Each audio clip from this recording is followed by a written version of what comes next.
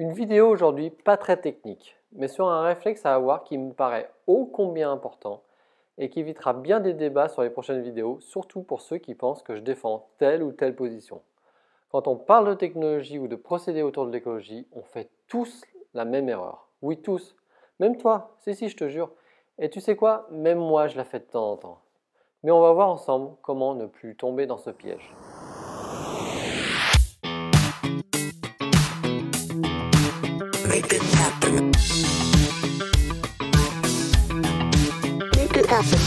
Quand on commence à s'intéresser à l'écologie et l'inclure dans son quotidien, on a tendance à rentrer en croyance, sur tout plein de sujets.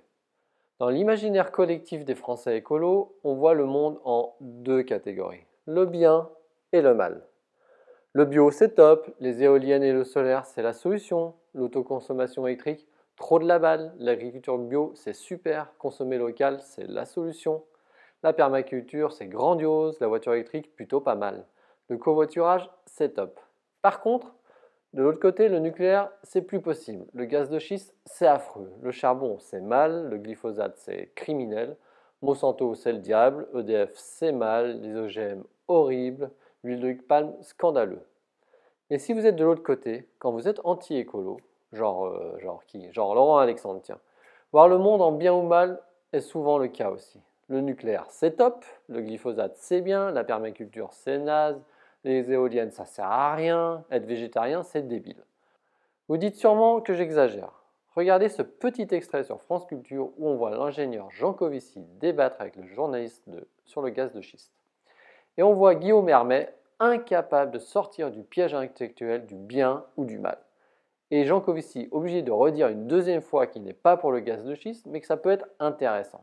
Je sais que vous avez expliqué là aussi que pour la gaz de schiste, alors je ne sais pas si vous avez le goût du paradoxe, mais moi, a priori, effectivement, j'ai entendu... J'ai pas le goût du paradoxe, je vous ai personnes. dit que le gaz de schiste avait une caractéristique, j'ai dit bien une caractéristique, je dis pas c'est merveilleux ou c'est une caractéristique, c'est qu'il a contribué à faire baisser les émissions de CO2 des États-Unis. C'est un fait, voilà, c'est tout. Après, on peut être pour ou contre, c'est un autre sujet. Je vous dis juste, il a contribué à cet effet-là, parce qu'il a déplacé du charbon dans la production électrique. Les Allemands, avec leurs éoliennes, ont gagné beaucoup moins de charbon dans la production électrique que les Américains avec leur gaz de schiste. Voilà, ça c'est un fait. Après, on peut débattre de comment est-ce qu'on interprète ce fait, quel enseignement on en tire, quel recul on prend sur cette situation, etc. On peut très bien discuter de ce genre de choses. Par contre, c'est un fait. Vous voyez, c'est un vrai piège dans lequel on peut s'enfermer pendant un débat. Voir le monde de façon aussi manichéenne me pose trois problèmes. Le premier, j'ai l'impression que les gens rentrent en religion. Sortir du consensus écolo, c'est un risque d'être considéré comme un ennemi à la cause écologique. À chaque fois que je le fais, que j'essaye d'apporter de la nuance, je me fais violemment écarter. Je le vois d'ailleurs sur certains commentaires, je suis forcément un vendu, un lobbyiste, si j'essaye d'apporter un peu de nuance. Alors que sans dévoiler ma vie privée, mes amis me considèrent comme un écolo hardcore. J'essaie d'être le plus exemplaire possible, avec mes contradictions, et j'estime que l'on a le droit, le devoir même de critiquer les travers de l'écologie pour la rendre inattaquable.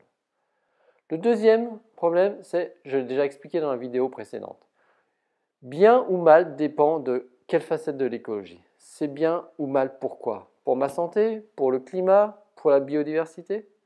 Ce qui est bien pour l'une des facettes ne l'est pas forcément pour les autres. Et bien prendre conscience, comme je l'ai expliqué dans cette vidéo, que ce que l'on considère bien ou mal est parfois contradictoire. Le troisième problème, c'est de croire que ce qui est coché bien est 100% bien. Je vous l'ai déjà démontré pour les éoliennes et les panneaux solaires. Prenons un autre exemple. J'ai créé un verger de sauvegarde de vieilles variétés d'arbres fruitiers.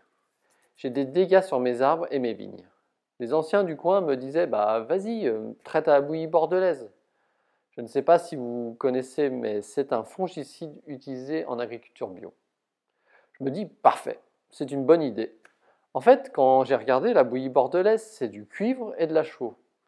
Le cuivre, en quantité excessive, ça détruit à la fois les champignons souterrains, les germes et les vers de terre, qui constituent en fait la vie du sol.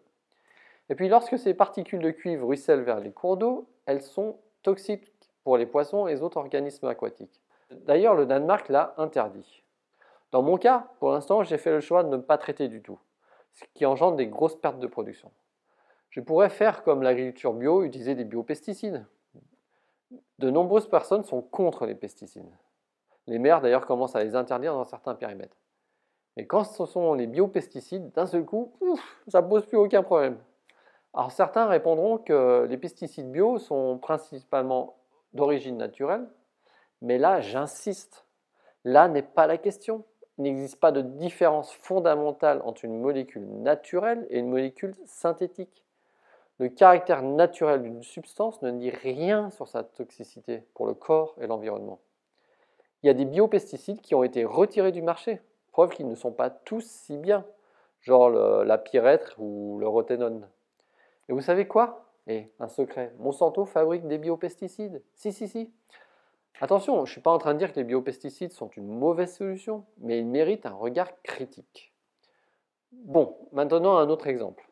On peut être anti-nucléaire et aussi se rendre compte que la politique énergétique allemande est un échec. Ce n'est pas moi qui le dis, mais le président de la Cour des comptes allemand. Il s'appelle Kev Scheller. Le coût énergie-Wende, c'est le programme allemand de sortie du nucléaire, est faramineux. Et les Allemands ont un bilan CO2 encore déplorable. Je ne comprends pas ce désir de faire de l'Allemagne un tel modèle de la part de beaucoup d'écolos français. Par contre, on devrait sincèrement remercier les Allemands d'avoir essayé et ainsi nous avoir montré à quel point c'est difficile et de ne pas reproduire les mêmes erreurs. A contrario, pour ceux qui sont à fond pour le nucléaire, en Norvège ou au Costa Rica, qui sont des pays dont l'électricité est déjà très décarbonée, d'après moi, ce serait complètement idiot d'y mettre une centrale nucléaire, ou bien idem dans un pays extrêmement instable politiquement. Donc ma recommandation est d'arrêter de penser l'écologie en bien ou en mal. Ça n'a aucun sens, je répète, aucun sens. Alors c'est quoi la solution? Elle est super simple. Pensez en mieux ou moins bien. Ça paraît rien ce petit changement de perspective, mais ça change tout. Car du coup, quand vous discutez d'une solution, vous allez toujours la comparer avec une autre solution. Prenons des exemples. Est-ce qu'une trottinette électrique, c'est bien ou mal?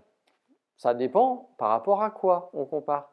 C'est mieux qu'une voiture, mais c'est pire si ça remplace de la marche à pied. Idem pour un vélo électrique. Si ça remplace un vélo traditionnel, c'est moins bien. Si c'est pour remplacer une voiture, c'est top. De façon plus large, quand je vous suggère de comparer deux solutions entre elles, il faudrait préciser sur quoi on les compare et utiliser en fait les trois doigts comme je l'avais montré pour le diesel versus l'essence. Mais la comparaison peut être élargie à d'autres critères non écologiques. Exemple, le nucléaire, c'est mieux que le charbon sur le CO2, mais c'est moins bien pour des risques de prolifération. Ou un autre exemple très contre-intuitif. On a l'impression que consommer local est une bonne solution écologique. Mais la question n'est pas si c'est bien, mais si c'est mieux. Les agneaux de Nouvelle-Zélande importés en France, par exemple, par bateau, n'ont pas spécialement un bilan carbone plus mauvais que l'agneau des Pyrénées. Dans un cas, on a un cargo plein d'agneaux et de l'autre, une camionnette qui descend de sa montagne. Donc quand on ramène au kilo l'agneau All Black, ne pollue pas plus que l'agneau pyrénéen. Attention, ça ne veut pas dire que manger local, c'est pas bien. Mais l'avantage des circuits courts ne réside pas nécessairement dans le fait de faire moins de kilomètres. Ça permet par exemple l'entretien des terrains, de la vie rurale, le maintien d'une agriculture locale, etc. D'ailleurs, sur ce sujet, le plus important pour le climat n'est pas de consommer local et bio, mais de consommer de saison et changer nos types d'alimentation. Moins carné par exemple. Je vous mets d'ailleurs une infographie bien intéressante en lien pour vous aider à mieux choisir. Voilà, j'espère que tous ces exemples vous auront éclairé et donc je résume la proposition du jour. Quand on parle d'écologie, on ne réfléchit plus en bien ou en mal, bien que ce soit intellectuellement très confortable, mais en mieux ou moins bien, et on dit par rapport à quoi. Mais on verra dans une prochaine vidéo que ça ne suffit pas toujours à cause de... allez, je ne vous tease pas, on attend la prochaine vidéo. Voilà, merci pour ton temps de cerveau disponible, et si ça te paraît utile, n'hésite pas à partager la vidéo. Arvipa!